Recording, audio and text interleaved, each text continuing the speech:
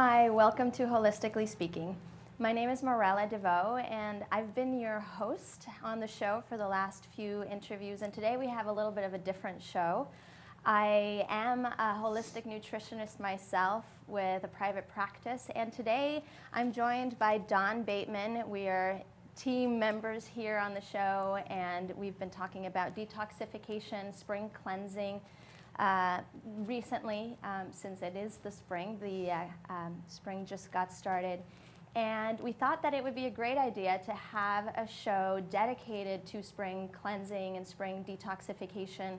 There are a lot of people offering programs, offering products out there, and we thought that it would be great to bring you, our viewers, some information, some tips, some ideas, and just a little bit of support if you're considering doing a cleanse yourself, if you're feeling, or curious even, if you're feeling that this might be the time for you to maybe step into this world. We wanted to bring you some information about that.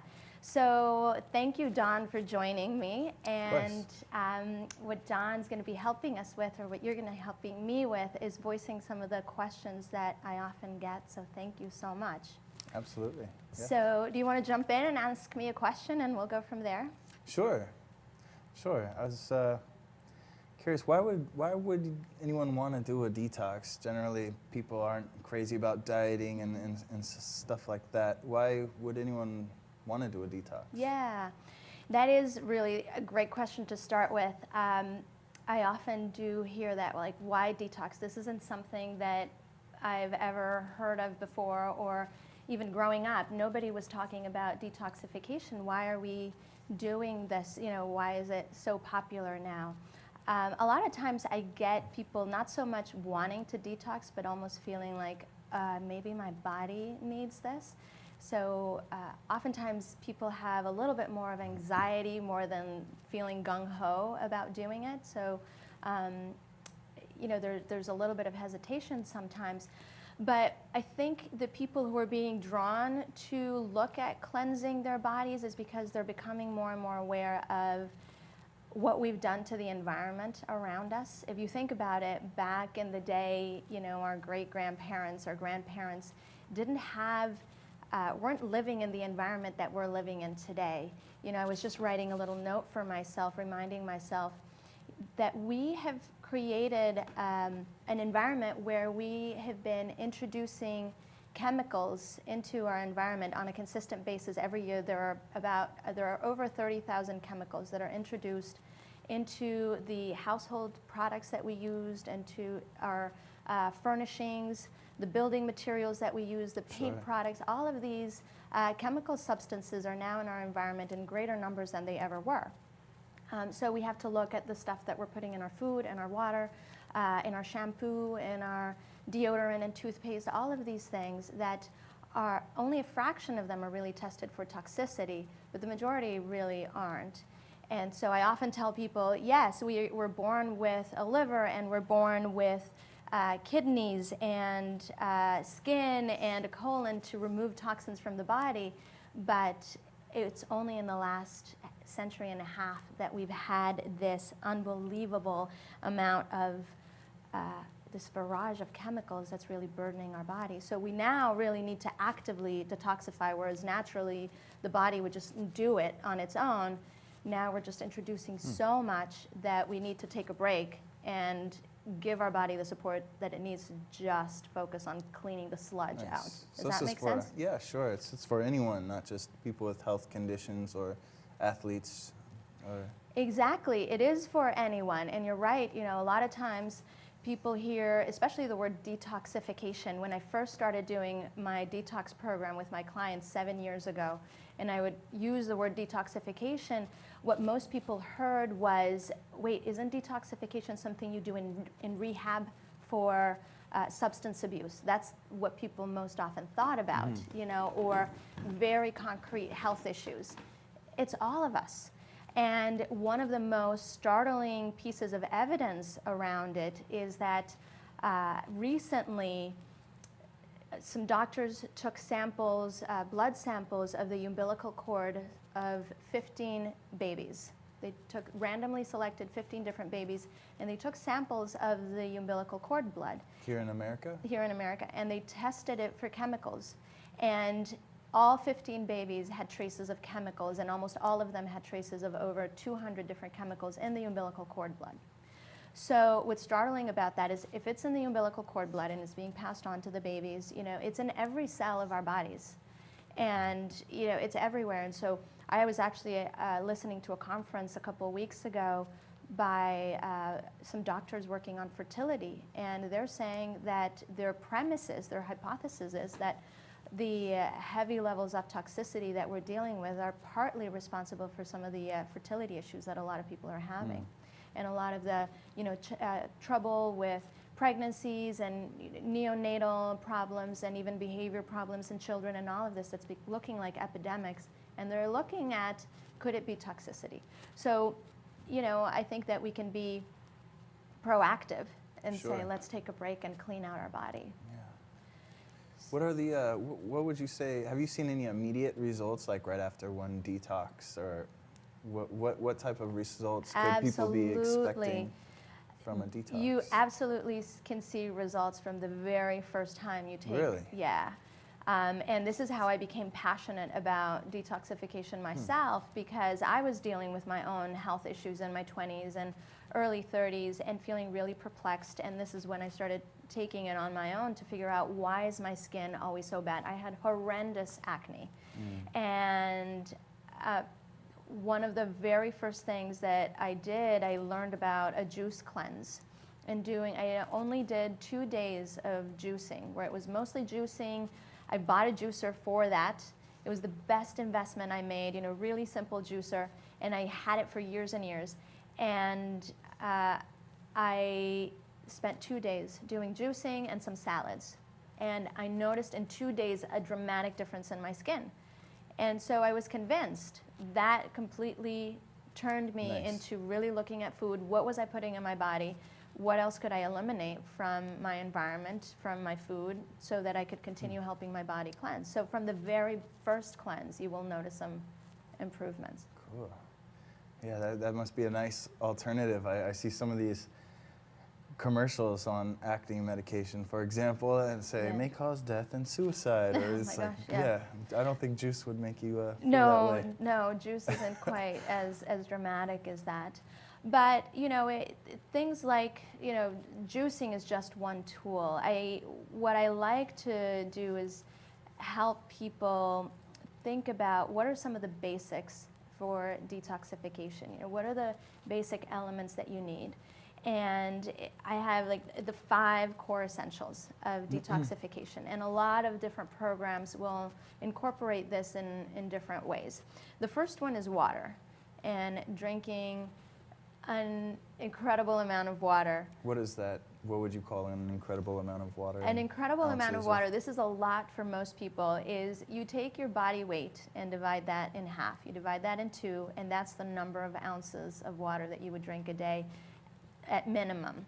Okay. So let's say that you weigh 180 pounds, then that means you would be drinking 90 ounces of water a day. So for some people, when they first hear that number, they think, oh my God, I'm barely getting 2 glasses of water, if that. And so it can be a stretch. But importantly, it needs to be really good quality, clean water, because that's the other thing that we often don't pay attention to, is where's our water coming from? Am I getting the best quality water that I could get? So if you're drinking tap water, you want to look at, can I get a really good filter? Getting really good quality water. So flushing your body out with water is a crucial key element. Nice. Being fully hydrated. The second one, and this I love because this is all about greens, and it's all about the spring. So why is typically spring the time when we do the most, get the most focus and attention on cleansing? And it's because spring provides all of the right elements that are required for cleansing. It's when the greens start to sprout. Water is running abundantly from the mountains. So from in both Chinese medicine and Ayurveda, so these ancient healing traditions, they've been doing detoxification for millennia, and it's always in the spring. always in the spring. Well, that makes sense. And you can Yeah. grow your own garden and your own vegetables and to Yeah. juice and such. Yeah, you may not be growing so many vegetables at that point, but you know, you can harvest some greens, you know, think like fiddleheads. We start to get fiddleheads in the spring. Yeah. You know, these really dark greens that sprout from nature, they're incredibly healing. And in Chinese medicine, green is the color that heals the liver. So the liver is associated with the color green, and all foods that are green are linked to are liver healing foods. They're seen as liver healing foods. Nice. So greens, eating lots and lots of greens is to me the second element of any good cleansing program. Okay. Chlorophyll is like the substance of life, and so getting lots of chlorophyll is what's going to nourish the liver and help the liver regenerate. And when you help the liver regenerate, it just starts, you know, cleaning everything out much more effectively. So you have to start with those two. Sure. Okay. The third one has to do with fiber, because fiber is going to be what's going to move things through your colon and get you moving things out quickly. You know, we have lymph nodes and a lymph system throughout our body that's kind of clearing the sludge at a cellular level and kind of moving it up towards your core. And so that empties into your colon, and so you want to be moving your colon through. You don't want to have things sitting and festering in your colon. So people sometimes, it's funny because I ask people, how regular are you? And they might say, oh, I'm pretty regular. You know, I go every couple days. You know, I have a bowel movement every couple days. That's not regular enough, especially when you're cleansing. You need to be thinking of a couple times a day, at least, to be moving things out quickly. Your liver also empties with bile into your intestines, so you know you're kind of clearing things out quickly by moving fiber through your colon. So things like flaxseed, ground flaxseed or psyllium husks are great for helping to clean the colon out. That's the third thing. Sure. The fourth thing is lots and lots of color. So we already have lots of green, which is the cornerstone, right? But then adding reds and purples, and you know, from berries or So a large peppers. variety of fruits and vegetables. Yeah, and getting really rich pigments and spices, things like turmeric, you know, Okay. that yellow spice Cayenne. in curry and cayenne, Yeah. because all of those powerful pigments in nature have shown to be the most potent antioxidants and anti-inflammatory Really? agents that we know of. And we don't even know how they work so well. You know, our kind of modern understanding of nutrition is, you know, vitamins, minerals. We're starting to understand some of these, what are called phytochemicals, a little better. But it's, you know, these pigments, like what makes blueberries blue or grapes purple, or, you know, if you've heard of acai, it's a purple. No, I haven't. Yeah, it's a purple, like Brazilian fruit that was all the rage for a while. And Have you tried it? yeah, and it's very tart, and because it's very high in antioxidants. So all of these rich pigments, purples, yellows, oranges, curry, the spice turmeric, is an incredible anti-inflammatory agent. I once had a client doing my detox program, and she had a ganglion cyst. Do you know what those are? They're like, sounds awful though. it can be painful. It's like a cyst on your wrist or your ankle. They typically form in joints, and they can be really painful, and they need to be surgically removed. So she had one on her ankle while she was doing the cleanse, and she had other signs of high inflammation. So I told her, take some turmeric.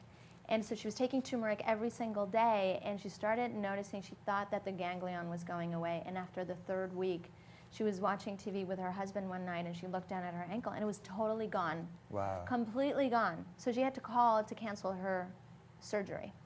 That's how powerful some of these. Must have been a nice phone call. Oh, it was wonderful. Is detox ever dangerous, would you say? Or it sounds like it wouldn't be, but.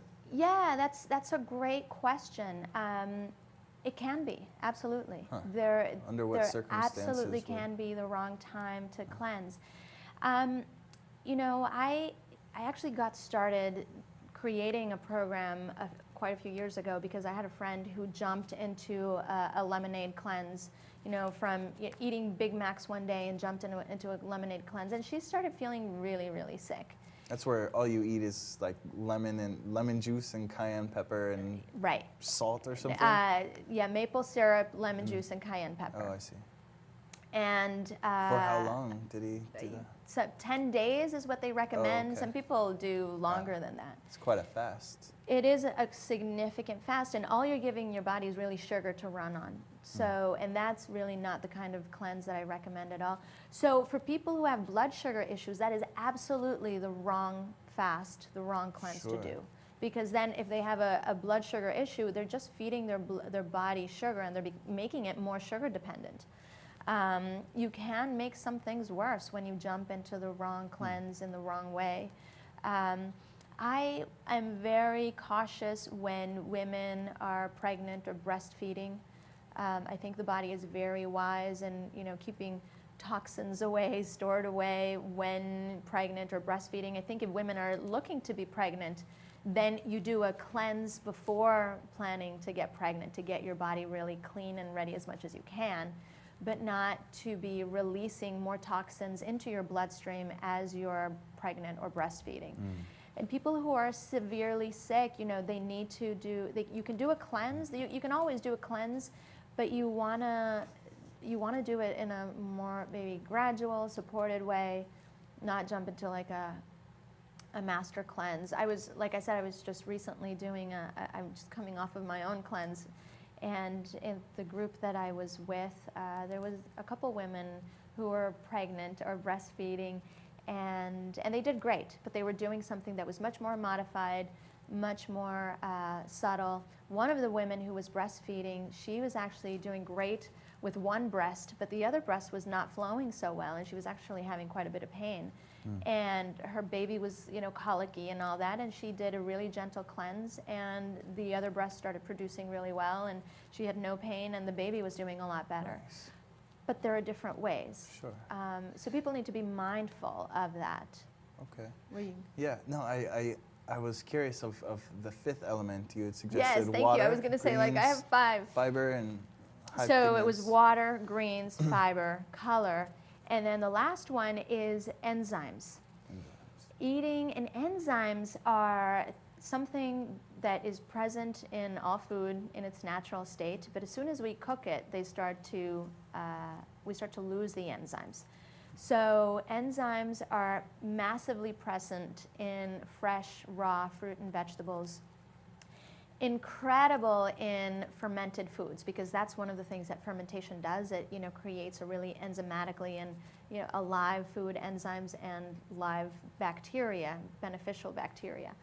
So I always like to emphasize lots of juicing or eating lots of raw fruits and vegetables, lots of salads, and fermented foods. If you have them, naturally fermented foods like sauerkraut or kimchi,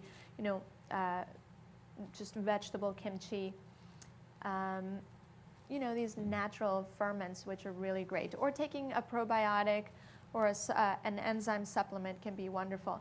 And the reason for the enzymes, it's because enzymes are like little chemical keys that unlock chemical processes throughout the body. So the more enzymes that you give your body, you're going to be facilitating the detoxification process. And you're going to be facilitating your digestion, making everything really easy, strengthening your colon, and so it just all starts to work in sync really, really well. Well, it sounds like this mostly has to do with diet. Are there other practices, like such as meditation or some sort of physical?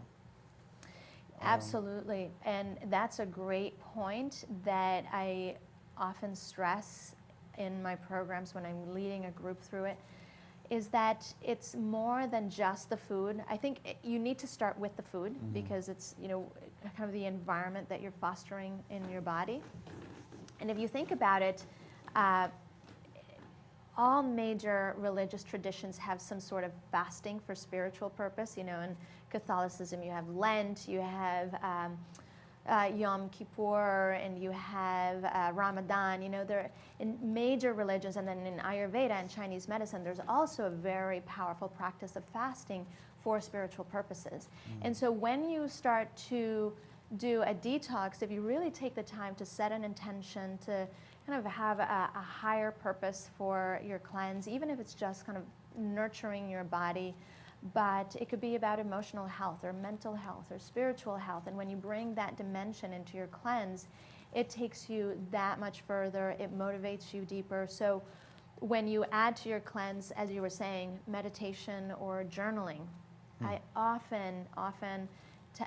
always actually encourage people to keep a journal while they're cleansing, and I give them one with prompts and questions, because the more that you take time to pay attention to how your body's shifting, how you're feeling, whether you're having cravings or not, or let's say what they call detoxification symptoms, you know, when you're starting to cleanse and maybe not feel so well, and you start journaling about it, you gain an incredible awareness of your body, and you start to relate to your body differently.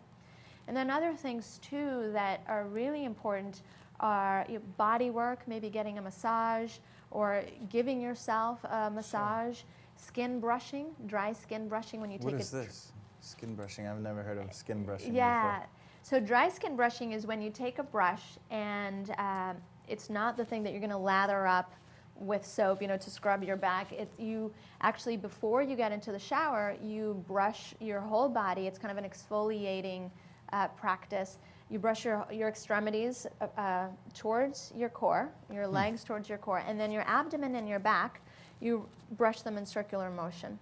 And that does two things. It helps to exfoliate, but it also helps to activate lymph movement right under the skin. And so when you're activating lymph movement, as I said before, lymph pulls the sludge out of your cells, and so you're stimulating it to move and clear from your body. Massage also does that. Gentle yoga, or even doing exercise to whatever degree you're feeling energized to do exercise.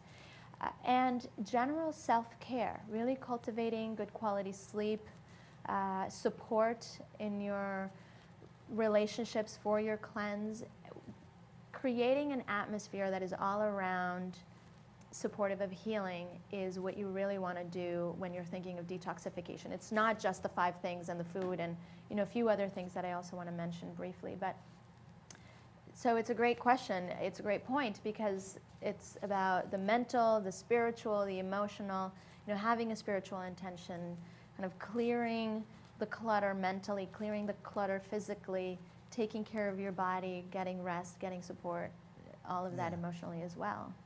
Yeah. And something you mentioned earlier on about how most people kind of categorize this as like a drug rehabilitation type deal when they hear detox. Do you find that there's a lot to be helped with this, drug situation with the community? Without a doubt. It hasn't been something really that I have worked with or been interested really in working with. I'm really working with you, me, the average people in the world, everybody who really is of average health or might have some challenges and does benefit greatly from this. I have had smokers quit smoking during the program. And also... Really?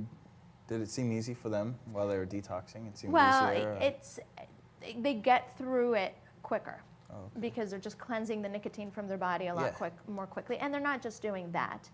But, I've also, the other part of detoxification with any program is eliminating, we talked about what you add, the water, the fiber, the colors, but eliminating the things that really burden your body. And those things are everything, all of the non-foods that we consume. So that includes alcohol, sugar, chemicals, and caffeine. Most of those things, or all of those things, are pretty taxing on the body. So you eliminate all of those while you're detoxifying. And I like to do it on a gradual basis. I do what's called a gradual elimination. So on the first week that you're doing your detox program, you eliminate all of these things. So when people are eliminating alcohol for 3 weeks or more, when they come out at the other end, they're now able to create a different relationship with alcohol. Maybe in the past they had to have a drink or 2 or 6 every night when they got home. And now they got to a place where, I can do this a little bit differently. So I know we have just a few more minutes, so I want to get to what are the things that people really want to focus on eliminating while they do a detox, and it's sugar, alcohol, chemicals, caffeine, and the chemicals are artificial sweeteners, artificial colors, artificial flavors, anything that's processed, all of that needs to go. You also are going to want to eliminate the most congesting foods, and the most congesting foods tend to be dairy and flour products. All of the breads, crackers, cereal, pasta that we're eating. So you eliminate all those, and what you're left with is whole foods. Whole grains, meaning whole oats, brown rice, beans, fish, chicken, all of that. And you can do that for a week. And then you clean that even more out, and you eliminate the grains and the meat, which can also kind of burden digestion sometimes. A lot of people are sensitive to grains and they don't realize it.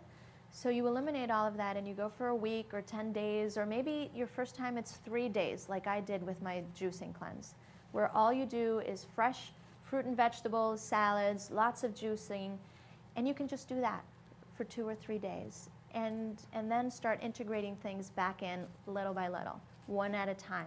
You add the grains back in, notice how you feel. Then you add meat back in, notice how you feel. And you do it one at a time on one particular day.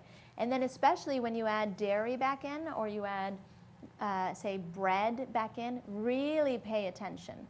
How do you feel? You feel it, huh? You feel it, you know. As some people notice it in their mood, some people notice it in their bloating. They eat cheese and they realize, oh my gosh, I haven't been bloated in 2 weeks, and all of a sudden I'm bloated again. So you really pay attention when you start reintroducing things. But anyone can do 3-4 days of all fruits and vegetables and do really well.